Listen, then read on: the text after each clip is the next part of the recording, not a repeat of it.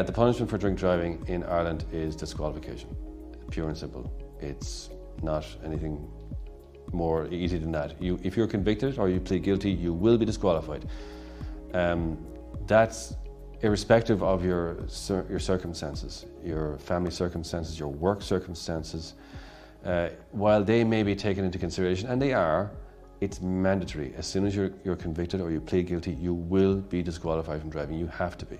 The judge has got no discretion here. They must put you off the road. It is legal advice, but a lot of times it's not.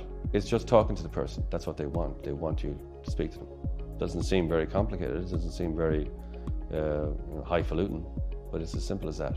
If you give people the time, your time, and make time for them, they'll appreciate that. And that's usually what they want. Now, they want to know that you know what you're talking about.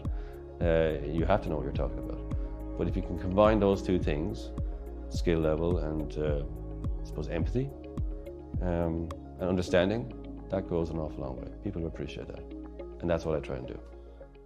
One of the worst things that you can do is just go into court and decide you're going to plead guilty. Yes, that gets rid of the short-term anxiety of court, but then the doubts set in afterwards when you can relax and you've now been disqualified and you wonder to yourself, well, maybe there was something there, I should have checked that.